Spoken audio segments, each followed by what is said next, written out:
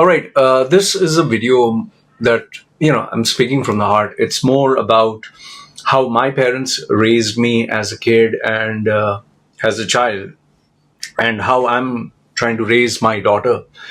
So I don't know if this video would give you any value, but it definitely would give you a perspective. And if you are a parent and you have, obviously unique experience or more experience, please do feel free to share your thoughts. You may agree, may not agree.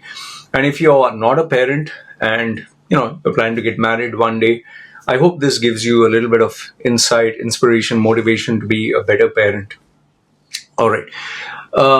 It's very obvious that if you look at me with all these tattoos and all these mannerisms, that I wasn't given a proper guidance. I wasn't given proper upbringing, which is why, right from childhood, I experimented with life. There was nobody to tell me, like, in the right way. Don't do this, or don't do this because this is the reason. There was nobody to listen to me, nobody to talk to me, nobody to understand my feelings. I didn't have anyone. And you're talking of the days where there was no internet, there was no Google, there was no social media. So even friends were non-existent because my parents used to lock me up in the house. So, and if you have followed my channel over the years, you know how abusive my stepfather was and how terrible my mother was. Okay. So now, when I really didn't want to get married, I didn't want to have children. That's a fact. And people who know me from a very long time and who used to come for my training sessions at the age of 35 onwards, whenever I used to have coaching sessions, I used to always tell people, no, you should not have children, and you should not get married, you should enjoy life. But obviously, life teaches you a lot of lessons and experiences. And once I went through those experiences at the age of 40, I decided, okay, time to get serious about life. And you realize you don't have much time. Okay. So, okay, time for me to get serious. And if I have to have a kid, this is the time, because, when I'm 40, if I have a kid, by the time I'm 60, the kid would finish college. But if I have a kid at the age of 50, then 20 years means I'm 70. I may not be able to work and support. So 40 for me was the right time. But once again, I didn't have any experience. I wasn't a trained father. I didn't know what to do to be a good father. So you can be, to be honest, I was nervous. I was scared. I never shared this with anyone. In fact, I had preconceived notions that I will be strict, I'll be like this, I'll be like that. Child should listen to me, child should follow what I say. I had all kinds of stupid theories in my head, all which, you can say, I'll be strict, I'll open my eyes and say, no, like this. And the kid will sit, stand, more like because I had experience with the animals, pets. So I know this might sound really demeaning when I say it, but I used to think that children, they listen to you like pets in the house and they would have the fear. But obviously, once I had my child and my wife, she had good parents. Her parents were very loving. She had a very loving, caring, nurturing family. So thankfully, she knew how to be a better parent than me. So, even when my kid was born, I looked at it, I was like, they say, oh, the kid is so beautiful and all that. I didn't have that experience. I looked at it with the big bulging eyes and water was coming in, eyes were swollen. She looked like a frog, actually.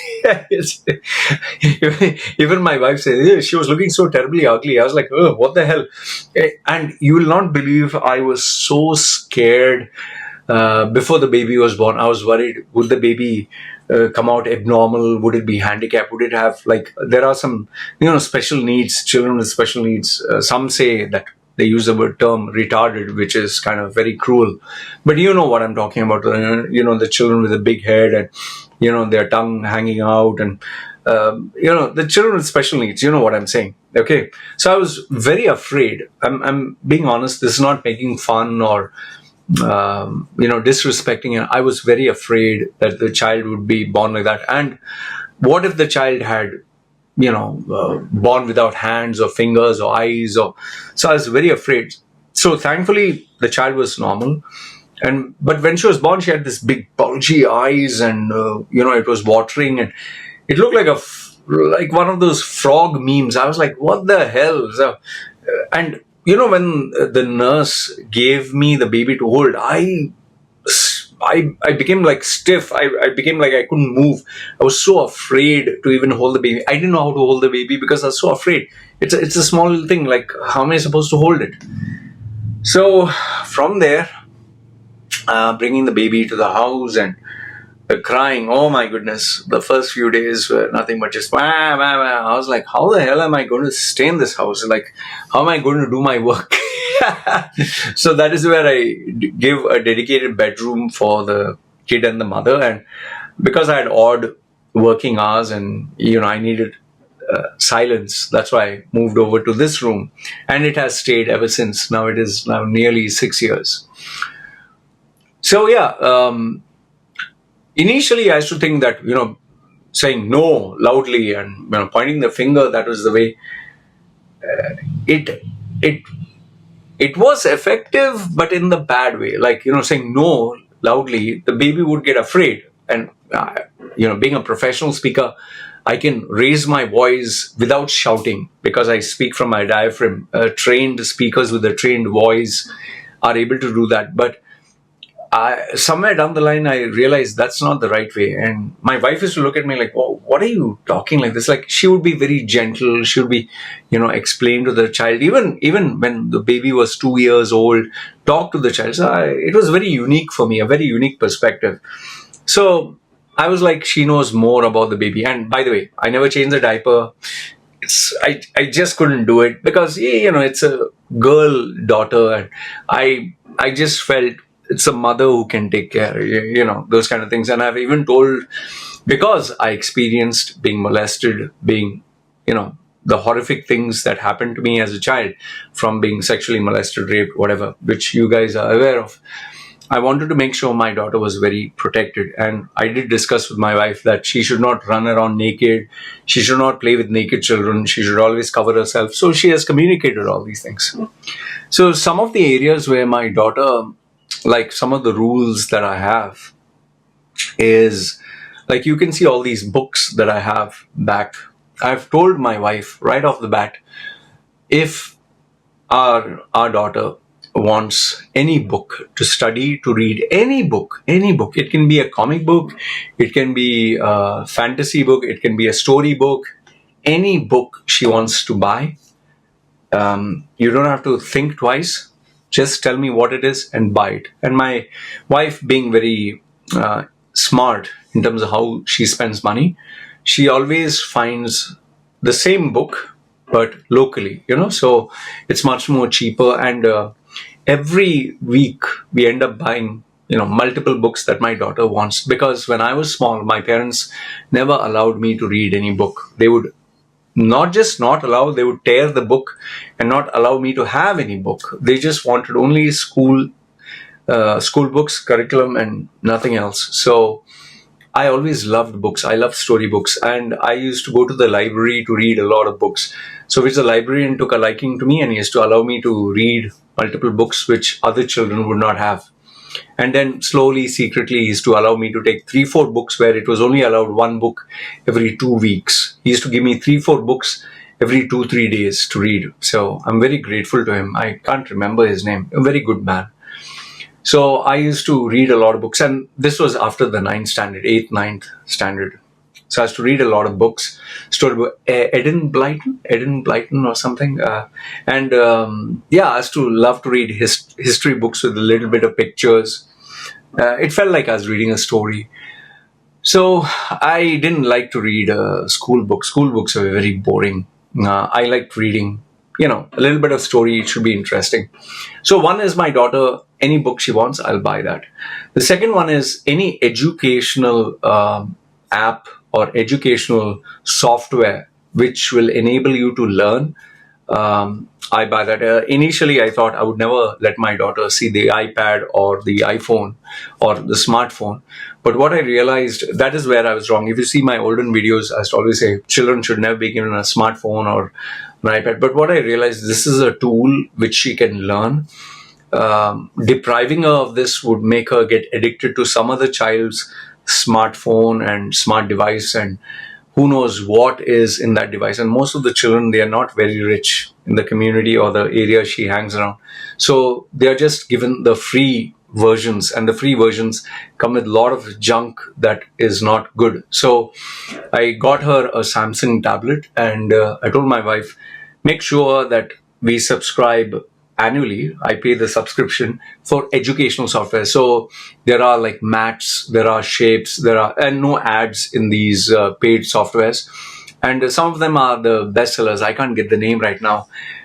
She also likes these characters like Peppa Pig, and they have science and counting, and stories, and social skills like even teaching language, even being polite, being courteous. They have all these interactive softwares, and my daughter loves to play around with all this. I also buy her like games, board games that she can use her mind. Right now, I'm slowly teaching her checkers and then chess. So that's one area. The second thing is, this might sound very silly, but my parents, whenever we used to go out to the supermarket, those days in Dubai, it was owned by an Indian family based in Africa. It was Choitrams. They were a Hindu family based in South Africa. They had multiple branches, Choitram and Lals, Lals. So whenever we used to go there, one was books were available, but my parents wouldn't buy them. Carrefour came later, and one was books. The other one was chocolates, Snickers, Twix, Cadbury's, those days. So my parents would never, ever, ever buy that. They would just never buy. They would just tell me no money. So obviously, if I'm going to the counter and they keep the chocolates right in the front at the checkout counter, and if they say no money, like what do you do? So I used to feel very sad. My heart used to sink. I used to always see Snickers and Twix. So for my daughter, any chocolate she wants, whichever she likes, she can eat one per day. It's not beyond one. So she likes M&Ms.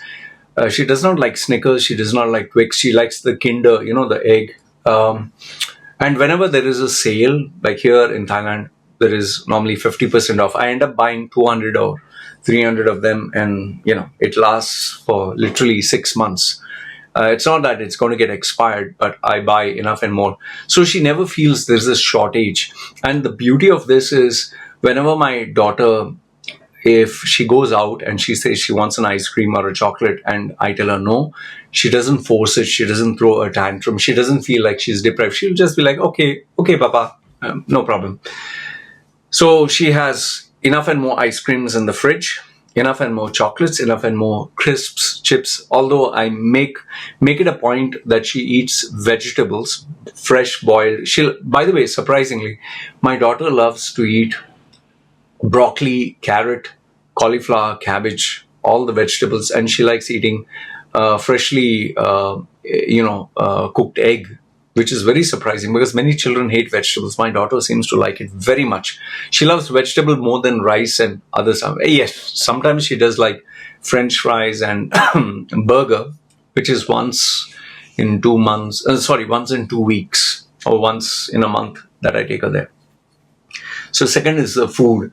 The third one is, my wife makes it a point to have a very open, channel of communication. My wife always acts like her, behaves her age, like she dances with her, she jokes with her, she talks to her like a friend and less like a mother.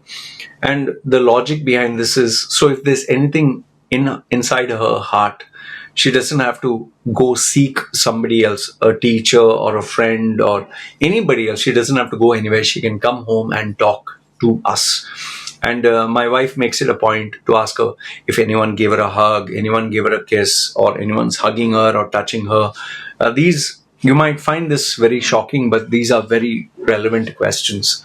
And she always tells us if anybody touched her, pushed her, hit her, or anybody is talking to her, or anybody is offering her chocolates or anything. So she opens up and shares. And there have been instances where, some parents, they don't care. Like her age, one boy was running around naked, and I didn't find that very appropriate.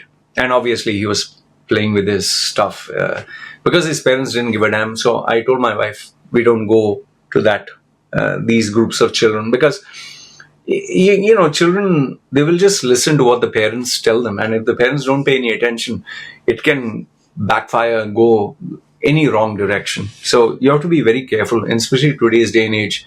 And there are some other children who had smartphones where the parents were just allowing them to browse Facebook and Instagram without supervising them. And I told my wife she should not be going with them. Just one second, I have this call. Just one second. Hello. This is some spam call. Okay. So yeah. I'm very particular. Like this group of boys and girls, they were having a smartphone. They get the internet, which is free Wi-Fi from 7-Eleven. And sometimes my daughter, when she would see her friends, these were some of her friends, they would show the smartphone, which is maybe their mothers or fathers, a cracked, cheap one. But they're browsing Facebook and Instagram, and my groups, they know some of the very inappropriate content that is freely accessible online. So I told my wife she shouldn't be playing with these children, and she should not be there. And she kind of explained to them, and ever since, my daughter, she says, hi, how are you? But at a distance, doesn't go. Like these children are all huddled together, and they are actually looking at Facebook and Instagram. And, when I passed by and I saw some of the content was seriously not acceptable. Okay. So my wife is very much a friend to her, and she plays with her, she talks to her, she's with her 24/7. Sometimes she likes to engage with her in cooking, cleaning. She wants attention. And also I bought a couple of pets, sugar gliders, guinea pigs, the dogs. And I've taught her how to interact with these pets so that she knows how to handle animals. And animals, they read your body language. And if she can master that, she'll be able to utilize that. And later on, I'll be teaching her from public speaking to communication. That's later on. But I definitely want to teach her Muay Thai. That is for full body impact sport. I'm not karate where you chop, trick wood and do ha hoo, just to impress people and just jump around. Actual physical punches. And, I know this might sound a little disturbing for you, but it's very necessary for my daughter to learn how to physically protect herself. Something that both me and my wife, physically, we do not have the competence to, which is very necessary. So physical fitness is also another thing which I'll be thinking about. Then the only other area that I want to share with you is I told you about books. I told you about the communication bit. I told you about the chocolates. My daughter also has hyper ADHD. Okay, she is hyper ADHD. She talks. If you think I talk too much, my daughter has boundless energy to speak 10 times more than me, which is why my wife has started to give her the smartphone. One more thing which I thought I wouldn't give her. And she allows her to speak to the smartphone while taking her video recordings. But no, she doesn't upload this. She speaks on the phone while looking at her, while eating and all that. And then she views the video so that she feels happy that she can see what she's doing. And my wife did create a YouTube channel, but all the content that is uploaded there is supervised by my wife, edited by my wife, and uploaded. And then I do the description, and I just check just to make sure it's fine. If you want to join that channel, it's @Machedo Family, Machedo Family, Machedo Family. So there my wife puts whatever she feels is appropriate, and don't expect anything great. It's just family content like she eating or baby going out, or very friendly stuff. So I want her to master social media and learn how to utilize that, but not like how other children are doing it, like dancing, jumping, which is a talent by itself, but I don't think very appropriate. And I'm also very aware that there are some content creators who literally make their children do very inappropriate stuff, extremely inappropriate stuff, and that also their daughters and sons. And I hope these people get arrested because it's unacceptable. I don't even have the stomach to talk about it, but it looks to be some very illegal gang of people who are. You could just say that this is illegal content. It's more like advertising for pedophiles. Unbelievably shocking, like the way they dress, or just standing there wearing clothes which they make them stand under the shower, and I can't even talk. I have reported those videos and I blocked those channels. I was very surprised that they're just being available, and it is actually there on Facebook and Instagram. Surprisingly, it's not there on TikTok, which goes to show you what is happening. Anyway, so like I told you, as a parent, I have to be very careful what is appearing on social media, what is being uploaded on social media, and who is communicating. That is why my wife, even though she has a Facebook account, whatever, she doesn't interact with anyone else other than her family members, which is all verified content. And even my daughter will follow the same protocol, and I'll do my best to guide her, because obviously we don't know what challenges in the future hold. But yes, initially I thought I would never give her a smartphone, never give her social media, never allow her to interact online. But what I realize is this is a necessary evil. She has to know that social media exists. She has to know what she can and cannot do, and should not do. And given the fact that my daughter is hyper, she loves to communicate, loves to talk, loves attention. So we allow her to record herself. There's a separate phone. My wife has two phones. So she gives her the other one, which is, I think, a OnePlus. And she records, but she doesn't upload this. She records, she views it, and then my wife decides whether to keep it or delete it. And like I told you, my wife has also created a Facebook page and a YouTube channel where all this is created. So overall, I'm not trying to say that I'm doing a exceptionally good job. I'm just doing a very average job. My major role is to be a family provider, to earn money, save money, and keep it for them. And the only other thing is, as a role model, not much of a role model. I would say my daughter looks up to me. Yes, people do ask me, what if your daughter asks you about your tattoos? Isn't that a bad example? It's already done. I can't do anything, and I'm not going to spend money to remove it. My wife doesn't seem to mind it. Her family doesn't care. People do look at me like, oh. But given that I don't smoke, I don't drink, I don't socialize, I don't keep friends, I don't go out, I think those are much more important than the tattoos. And my daughter, the only fascination that she did have for tattoos were stickers, where you can get the logo of a cat, a mouse, cartoon figure. She did stick that. I was paying attention to see whether she would be addicted to that, but she just had it once and she washed it off, and she never thought about it. And my daughter, she sometimes tell me, Papa, when will you wash all the? She thinks it's a color. For her, this is how her papa looks like, and she's very used to how I look like. So I'm pretty sure there will come a day and age where she'll ask me, why did I put all this? And I'll speak, I will address it at that time. And no, my daughter would definitely not get any tattoos. I would not permit that. And when she does show interest that she wants to get a tattoo, I've spoken about this. I will give her those temporary ones where she can put, and I will tell her, see, if you get a temporary one, you can put it, and then you can change it, and then you can put a new one. Put this, it'll look very ugly. You can never change it, and what if it's a mistake? So I know how to handle it. And if my daughter really wants to experience what it is with the needle, I'll take her to a tattoo artist who will not use any ink, but without ink, just water. Give her enough and more pain. where she'll realize I don't think the tattoo is for me.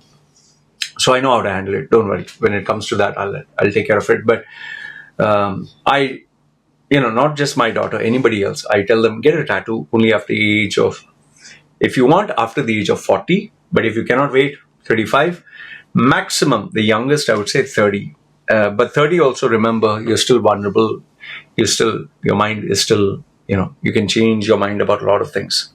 So yeah, these are the things that me as a father, those are the boundaries, those are the rules. That is what I put for my daughter. And yes, I have spoken about the future, what the future holds, about if she wants to be a boy, if she wants to have a boyfriend, if she wants to be a lesbian, or she wants to go into the transgender LGBTQ agenda. I've spoken already about it. But if you are curious and you have not seen those videos, or you don't know where to find them, you can just comment down below and let me know your thoughts. If you have any questions, like what about a YouTube channel, what about Facebook, what about Instagram, what if she gets addicted to this, feel free, even smoking, drinking, or whatever. If you have such questions, I'll not feel offended. You can comment down below and I'll do my best to answer it in a very logical manner. But like I told you, I'm also learning on the job. I've not been a parent before. I'm learning how to be a parent, and I'm doing my best within whatever limitations I have. And I hope, as any other parent, I hope I can be a good parent to my daughter. All right. So I hope this video offered you some insights. I know there's nothing like coaching or mentoring. It's just sharing. So let me know your thoughts in the comments below. Good, bad, ugly. Feel free. And yeah, one final thing. I never want to raise my hand or physically discipline my child, which is very common in Indian families. Physically hitting, something I don't want to do, and which my parents did until blood used to come out, actual blood. They used to do that because they believed in violently, physically disciplining me like an animal. If I was an animal, I think I could take them and get them jailed for animal abuse. So you can imagine how badly they abused their positions of power as a parent. I'll never want to raise my hand on my child, and I hope I never do. So I've not done it, and either with my wife or with my baby. I hope I never do. And remember, the only time I did raise my hand on my wife was, 2-3 fingers slap which I gave her on her, cheek, because she was watching a YouTube video and my daughter had climbed on the kitchen, the thing with the chair near the stove where there was a whole massive container of oil which was heating and cooking the chicken, and my daughter would have fallen into it. So that was the only time I lost my cool, because I could see with the 16 security cameras that I have up there. Anyway, things have been disciplined ever since. So that's it. Anyway, let me know your thoughts in the comments below. Good, bad, ugly. Feel free. Love to hear what you have to say. This is me signing off. You guys take care. Chill, bye.